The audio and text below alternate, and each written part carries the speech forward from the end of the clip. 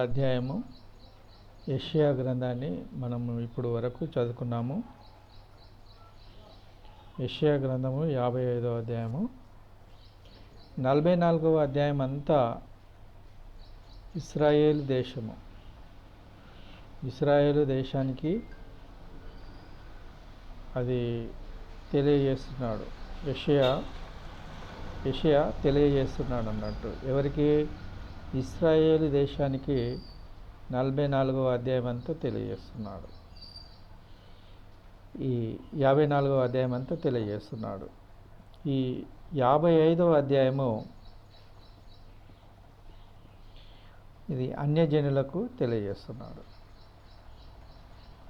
55వ అధ్యాయము అన్యజనులకు తెలియజేస్తున్నాడు. ఇశ్రాయేలు కాకుండా అన్యజనులకు తెలియజేస్తున్నాడు. ప్రార్థన చేసుకుందాం. మహోన్నతుడమైన దేవా, పరిశుద్ధుడమైన తండ్రి, నీ యొక్క పరిశుద్ధమైన నామమునకు స్తుతులు స్తోత్రం చెల్లిస్తున్నాం. నా దేవా, ఇప్పటి వరకు మేము ప్రార్థనలు ప్రభువా నీకు అప్పగించినాం తండ్రి. దాన్ని నీవే నెరవేర్చువాడవు తండ్రి. నీ అందే మేము నీ వైపే చూస్తున్నాం తండ్రి. ప్రభువా, ఇప్పుడైతే వాక్యము తట్టు చూస్తున్నాం తండ్రి. ప్రభువా, మా హృదయాలు నీ సన్నిధిలో ఎట్లున్నావో ప్రభువా, పరిశుద్ధాత్మ దేవుడా నీకే తెలుసు తండ్రి. మా హృదయాలకు కావలసిన వర్తమానాన్ని మీరు వినిపించమని కోరుచున్నాను. ప్రభువా, నీకే వందనాలు, స్తుతులు, స్తోత్రం చెల్లిస్తున్నాం. ప్రభువా, ఈ యొక్క సమయంలో నీది తండ్రి 55వ అధ్యాయాన్ని మేము వివరించుండగా నీవే వివరించమని కోరుచున్నాం తండ్రి. నీకే వందనాలు, స్తుతులు, స్తోత్రం చెల్లిస్తూ యేసు నామమున అడిగి వేడుకుంటున్నాం తండ్రి. ఆమేన్. 55వ అధ్యాయాన్ని ఈ ఆర్ఆర్కే మూర్తి ఈ విధంగా చెప్పినాడు. సార్వత్రిక సౌవార్తిక ఆహ్వానం అన్నట్టు. సార్వత్రిక స్వార్థిక ఆహ్వానం అంటున్నాడు అన్నట్టు. ఈ సార్వత్రిక ఆహ్వానం ఇది సువార్తతోని ఆహ్వానించే ఈ యొక్క అధ్యాయం అన్నట్టు. యెషయా ఆయన జ్ఞానము గొప్పది. ఆయన జ్ఞానం ఎంతో ఆయన రచనలలో మనకు అవబడుతున్నది. ఈ పద్యభాగం గద్యభాగము కాదు, ఇది పద్యభాగం. పద్యభాగం ఎట్లుంటుంది అంతా చాలా జాగ్రత్తగా మనం వినాలి. పద్యభాగం ఇది మనం తెలుసుకోవాలి. దప్పిగొనిన వారలారా నీళ్ళ యొద్దకు రండి అంటున్నాడు అన్నట్టు. రుకలు లేని వారలారా మీరు వచ్చి కొని భోజనము చేయుడి. రండి. రూకలు లేకపోయినా ఏమీయూ నీయకయే ద్రాక్షరసమును పాలను కొనడి అంటున్నాడు. ద్రాక్షరసము, పాలు.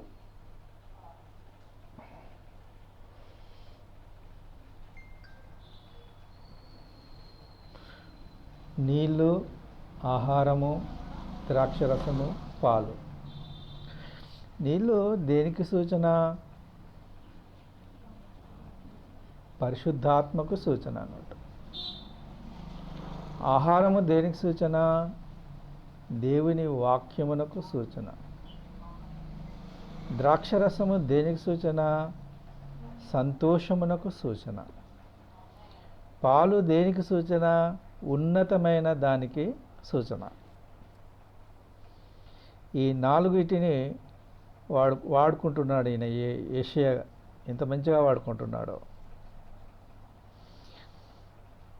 ఈ సామెతల గ్రంథము 9వ అధ్యాయము 5-6 వచనాలలో మనకు కొంత అవగాహన వస్తుంది. భుజించుడి.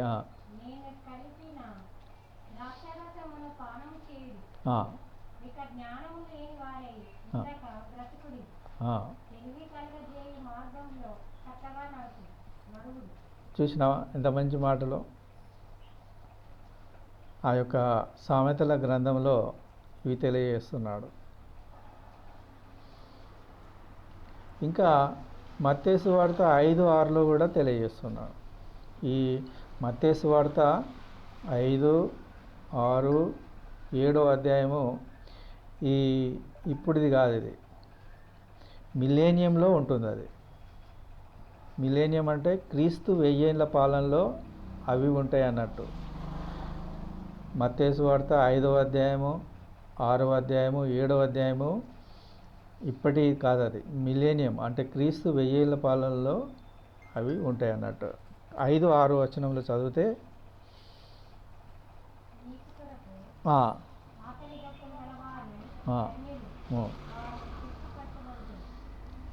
ఇక చాలు. నీతి కొరకు ఆకలి దప్పులు అంటే నీతి కొరకు ఇది ఆత్మీయంగా మనం తీసుకోవాలి.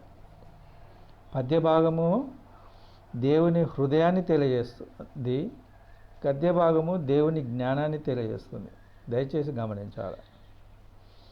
దేవుని యొక్క జ్ఞానము గద్య భాగం అయితే దేవుని యొక్క హృదయము పద్య భాగము. ఈ హృదయము ఇక్కడ దేవుని యొక్క హృదయాన్ని బయట పెడుతున్నాడు అన్నట్టు. ఎవరు? యెషయా.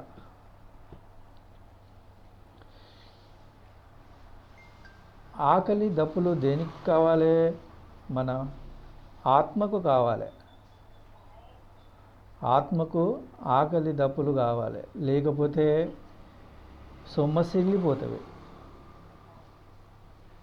ఈ నీళ్ళు, ఆహారము, ద్రాక్షరసము, పాలు. ఒకసారి 1 పేతురు 2వ అధ్యాయము 3వ వచనంలో పాలన గురించి ఉంటుంది. 1 పేతురు 2వ అధ్యాయము 3వ వచనము.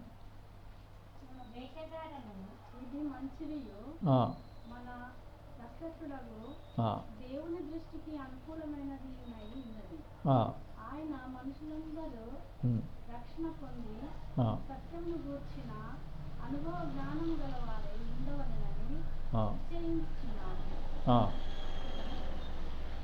1 పేతురు 2వ అధ్యాయము 3వ వచనం.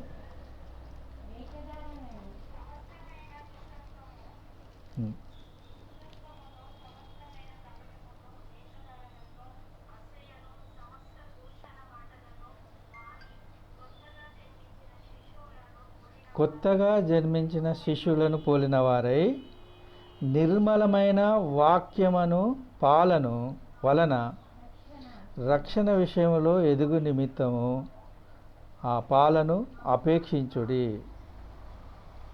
పాలను అపేక్షించాలన్నట్టు. ఇక్కడ ఈ రక్షణ మరియు దేవుని వాక్యము తెలియజేస్తుంది. పాలు ఉన్నతమైన దానికి సూచన అన్నట్టు. అది పాలు ఉన్నతమైన దానికి సూచన అన్నట్టు.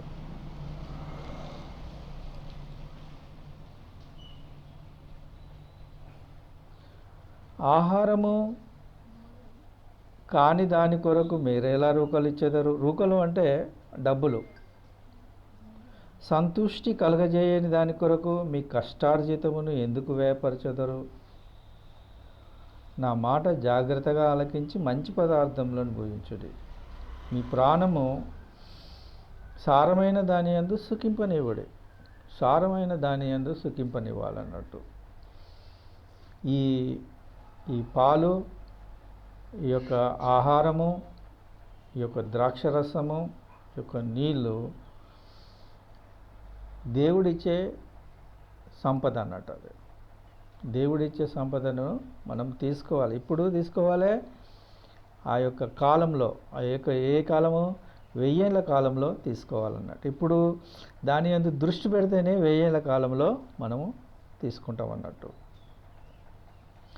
చెవియొగ్గి నా యొద్దకు రండి, మీరు వినినేడల మీరు బ్రతుకుదురు, నేను మీతో నిత్య నిబంధన చేసేదను, దావీదుకు చూపిన శాశ్వత కృపను మీకు చూపెదను.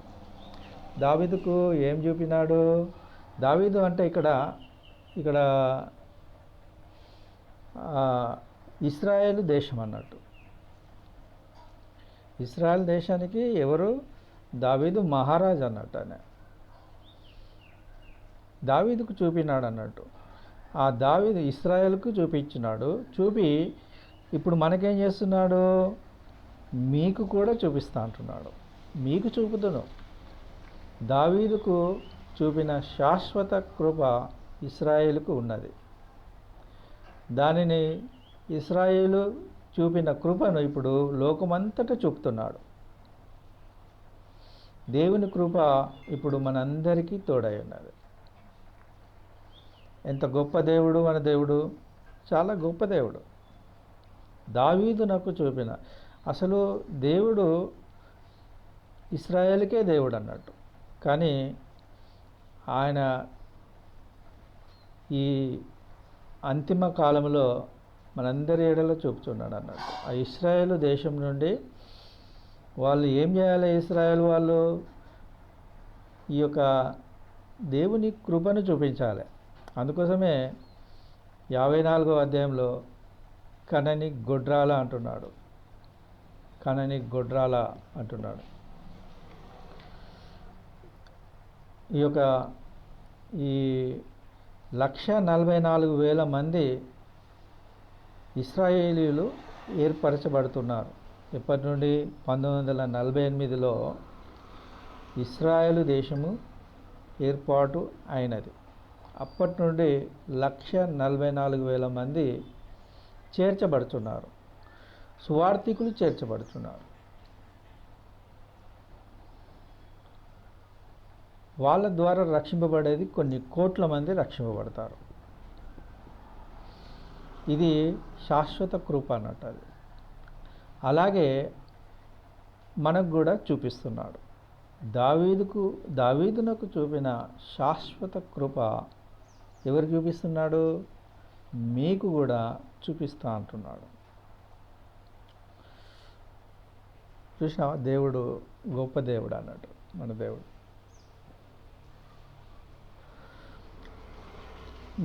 నీ వెరుగని ఇదిగో జనములకు సాక్షిగా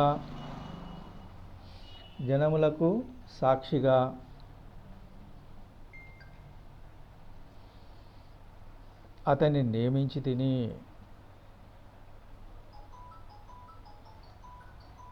జనములకు రాజుగాను అధిపతిగాను నియమించి తిని. ఎవరిని నియమించినాడు?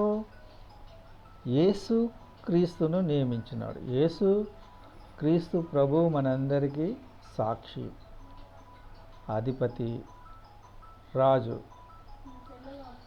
ఇది మర్చిపోకూడదు మనము.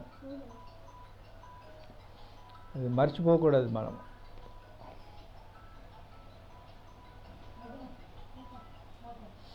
ఆయన రాజులకు రాజు, ప్రభువులకు ప్రభువు, మనందరికీ దేవుడు ఆయనే.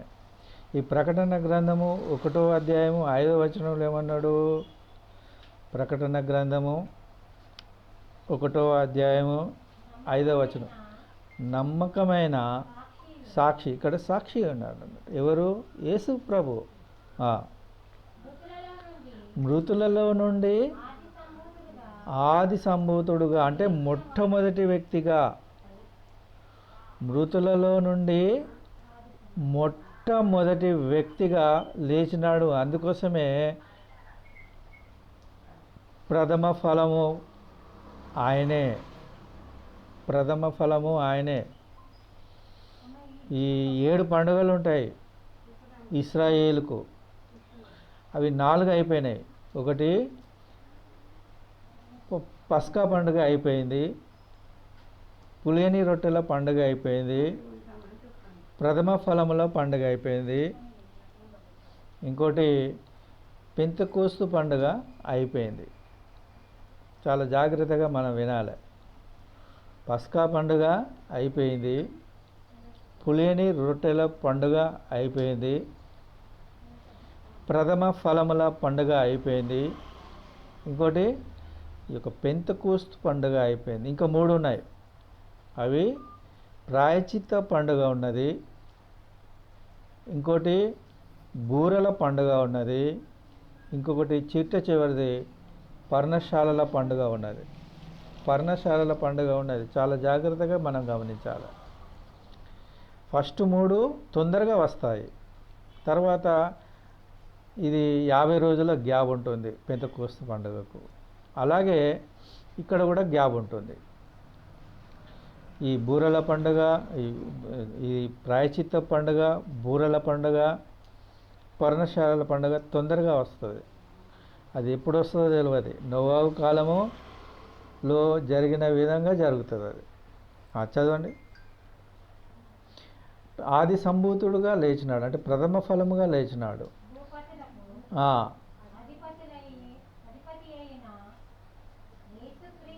చాలు చాలు. భూపతులకు అది భూపతి ఎవరు? భూపతులు ఎవరు? ఈ ప్రైమ్ మినిస్టర్సే, ఈ రాజులే. వాళ్ళందరికీ అధిపతి ఎవరు? యేసు ప్రభు. ప్రకటన గ్రంథము 19వ అధ్యాయం 11వ వచనంలో కూడా ఆయన గురించి ఉన్నది. నమ్మకమైన వాడును, పరలోకము తెరవబడి ఉండుట చూచి తిని. తెల్లని గుర్రము. ఈ తెల్లని గుర్రాలు 2 ఉంటాయి. ఈ యొక్క రాక్ అంటే బండలు 2 ఉంటాయి. తూరు అంటే బండ. తూరు అంటే బండ. తూరు దేశము ఆ సాతాను బండ అన్నట్టు. అది ఆ బండ క్రీస్తే. ఇట్లా 2 ఉంటాయి అన్నట్టు. దేవుడు ఏది ముందుగా చెప్పినాడో దానికి ఫేక్గా ఉంటుంది అన్నట్టు. ఫేక్గా ఈ యొక్క సాతానుడు సృష్టిస్తాడు. అందుకే క్రీస్తు విరోధి అంటే ఎవరు అనుకుంటున్నావో, క్రీస్తుకు బదులుగా ఇప్పుడు ఈ లోకమంతా ఏం చేస్తుందంటే క్రీస్తునే ఆరాధిస్తుంది అనుకుంటుండు, కానీ క్రీస్తుకు బదులుగా వెలుగుదూత ఉన్నదని వాళ్ళకి తెలియదు. వెలుగుదూత వేషం వేసుకున్నది. వెలుగుదూత అంటే ఏంది? క్రీస్తే. ఆయన క్రీస్తుగానే ఈ సంఘాలలో ఉన్నాడు, క్రీస్తుగానే ఆరాధింపబడుతున్నారు. కనుక మనం జాగ్రత్తగా ఉండాలి. అది క్రీస్తు విరోధి అంటే క్రీస్తుకు బదులుగా ఉన్నవాడు అన్నట్టు. చదువు. దాని మీద కూర్చుండినవాడు నమ్మకమైన వాడు, ఇంకా సత్యవంతుడు అను నామం గలవాడు.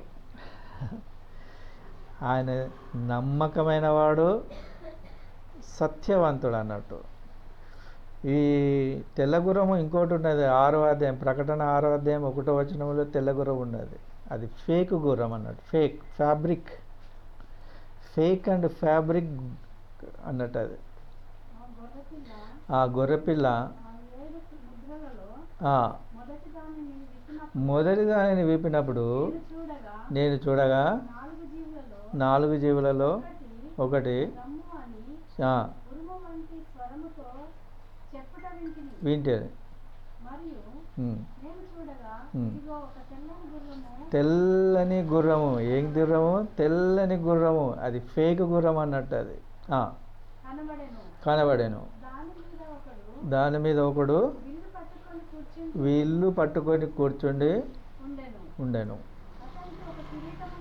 అతనికి అధికారం ఇవ్వబడ్డది అన్నట. జయించు ఈ యొక్క నిమ్రోదుకు కూడా విల్లు ఉండదు అన్నట్టు. ఏం విల్లు? దేవునికి వ్యతిరేకమైన విల్లు అన్నట్టు. అది చాలా జాగ్రత్తగా మనం వినాలన్నట్టు. అయితే ఆయన ప్రభువులకు ప్రభువు, రాజులకు రాజు అయి ఉన్నాడు. నమ్మకమైన సత్య సాక్షి, మృతులలో నుండి ఆది సంభూతుడుగా లేచిన వాడున్నాడు. నమ్మకమైన వాడును సత్యవంతుడనై ఉన్నాడు. నీవెరుగని జనములను నీవు పిలిచెదవు. నిన్నెరుగని జనులు యెహోవా నిన్ను మహిమపరచగా చూచి, నీ దేవుడైన యెహోవాను బట్టి, ఇశ్రాయేలు పరిశుద్ధ దేవుని బట్టి నీ యొద్దకు పరిగెత్తుకొని వచ్చెదరు. ఇక్కడ ఏమంటున్నాడు ఆయన? నీ అంటే ఎవరు? యేసు ప్రభు. యేసు ప్రభు యొద్దకు పరిగెత్తుకొని వస్తారన్నట్టు. ఎందుకు పిలిచినాడు? యెహోవా పిలుస్తున్నాడు కదా. ఈ 54వ అధ్యాయము యెషయా గ్రంథము 6వ అధ్యాయంలో పిలుస్తున్నాడు. 6వ వచనం. ఈ మాట సెలవిచ్చుచున్నాడు, ఆ, విడవబడి ఉమ్, దుఃఖాక్రాంతురాలైన ఉమ్, భార్యను ఉమ్, పురుషుడు రప్పించినట్లు, ఉమ్, తృణీకరింపబడిన ఉమ్, యవ్వనపు భార్యను ఉమ్, పురుషుడు రప్పించినట్లు ఉమ్. యెహోవా నిన్ను పిలుచుచున్నాడు. యెహోవా నన్ను పిలుచుచున్నాడు. ఎవరిని పిలుస్తున్నాడు? ఆ యొక్క విడవబడిన ఇశ్రాయేలును, విడవబడిన యూదులను పిలుస్తున్నాడు అన్నట్టు యెహోవా. అట్లాగే ఇక్కడ మనల్ని అందరినీ సార్వత్రికంగా సర్వజనులను పిలుస్తున్నాడు అన్నట్టు ఆయన. అప్పుడు జనులు ఏ విధంగా వస్తారు? పరిగెత్తుకొని వస్తారు. జనులు పరిగెత్తుకొని వస్తారు అన్నట్టు.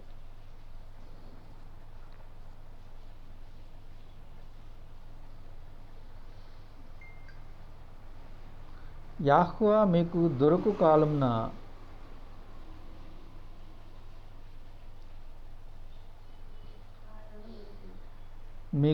కాలమున ఆయనను వెతుకుడి.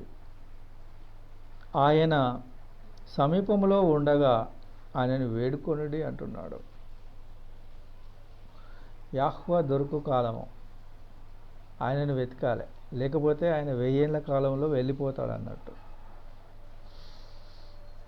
ఈ మంచుకు తడిచిపోతున్నాడు, ఎండకు ఎండిపోతున్నాడు, ఈ యొక్క ద్వారము తడుతున్నాడు.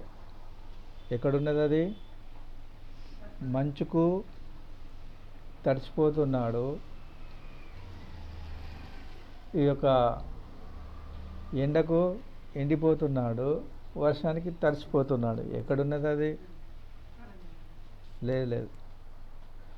ఈ యొక్క పరమగీతంలో ఉన్నది. పరమగీతంలో ఆయన తడిచిపోతున్నాడు. ఎంతగా తడుస్తున్నాడు?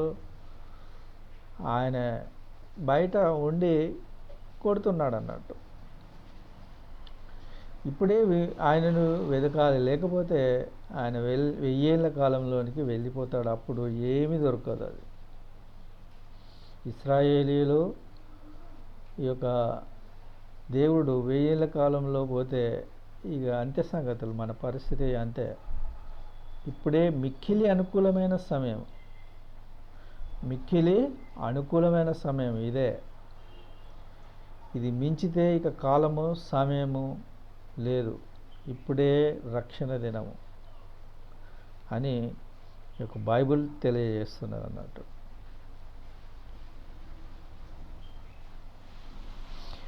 భక్తిహీనులు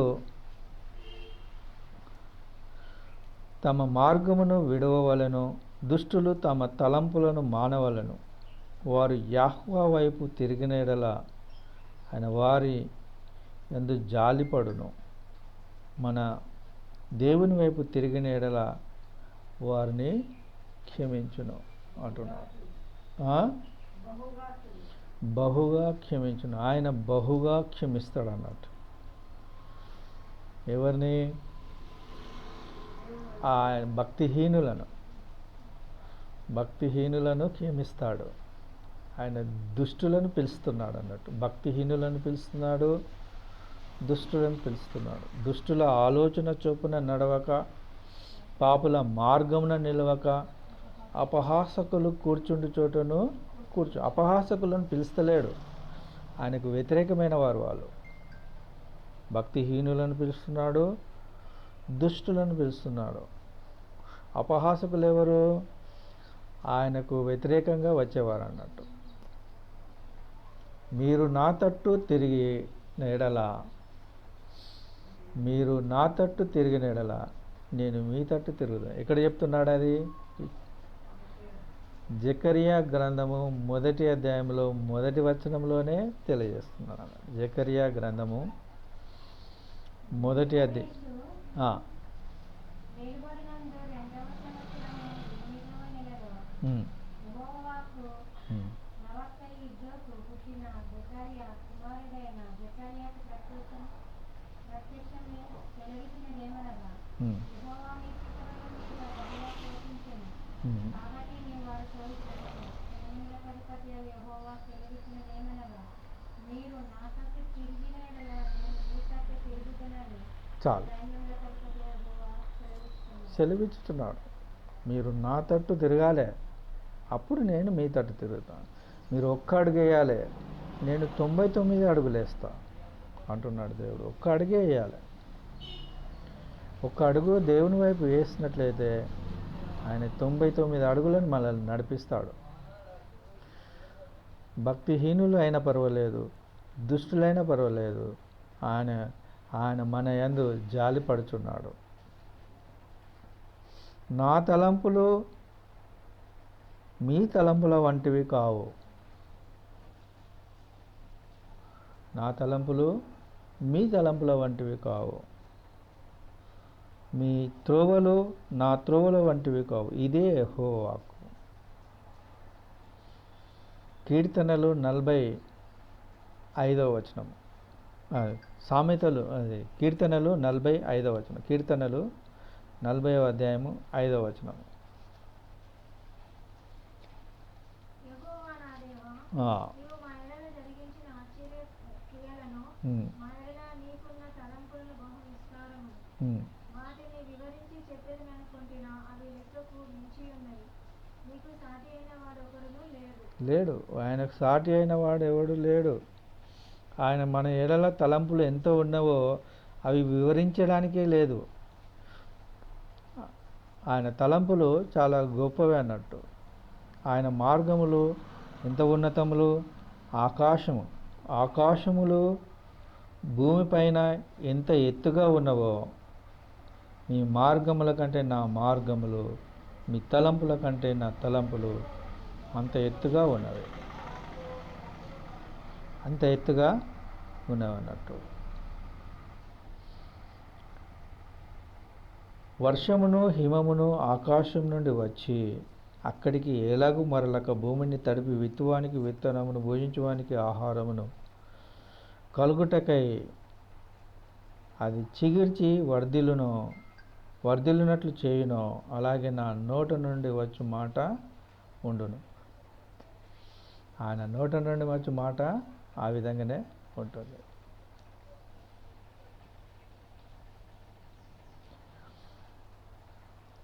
యోహాను సువార్త 6వ అధ్యాయం 37వ వచనం.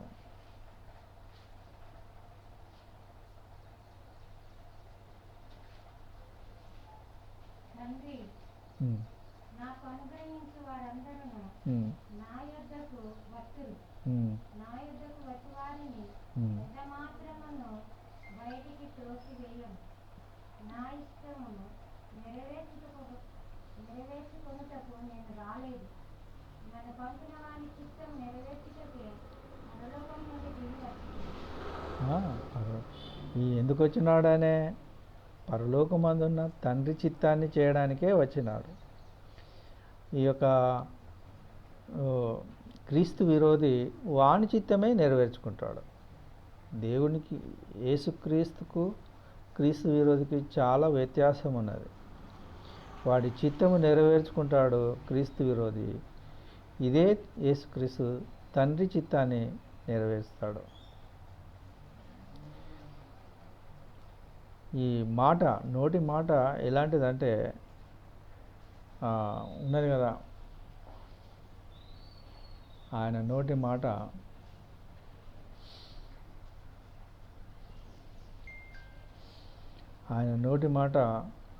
అది అది రక్షణ పొందేవారికి ఆ నోటి మాట వింటే రక్షణ పొందుకుంటాడు.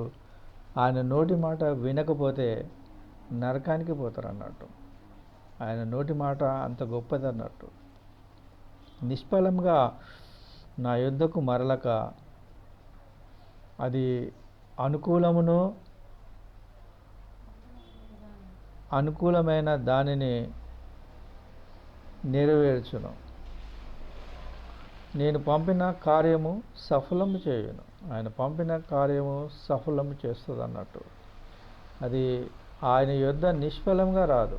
ఒకవేళ నువ్వు వింటే నువ్వు రక్షణలోనికి వస్తావు, వినకపోతే నరకానికి వెళ్తావు. నిష్ఫలంగా రాదన్నట్టు. అది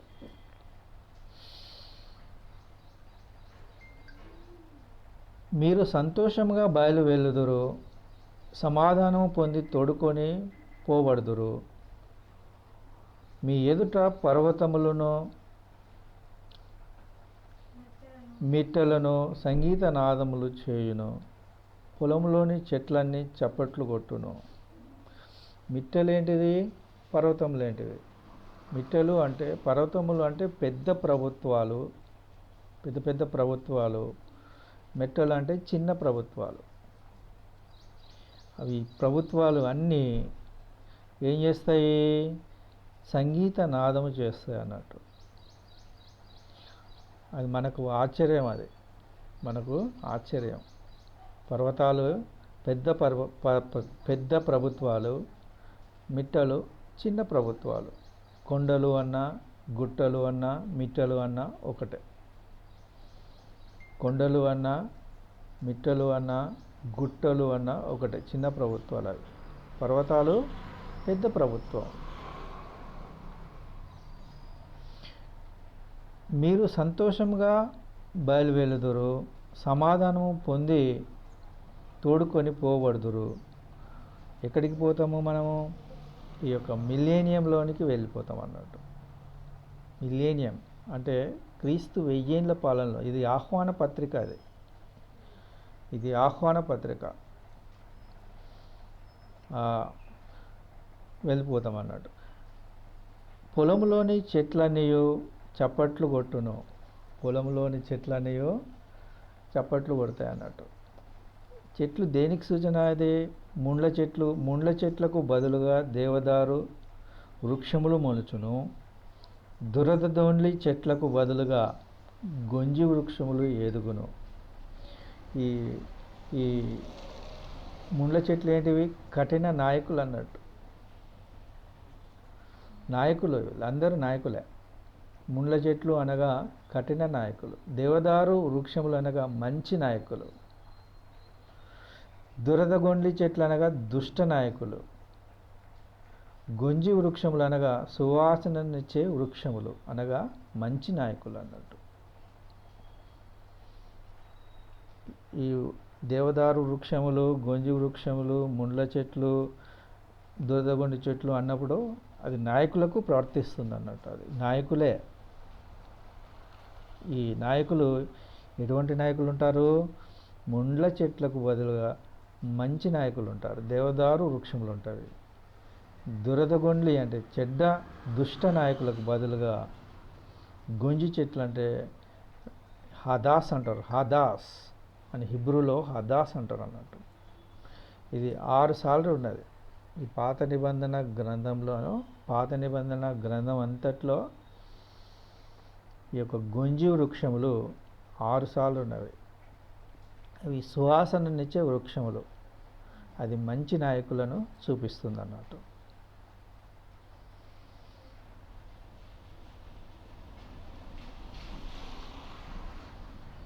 ఆయన ఖ్యాతి, ఆయన నిత్యమైన జ్ఞాపక సూచన.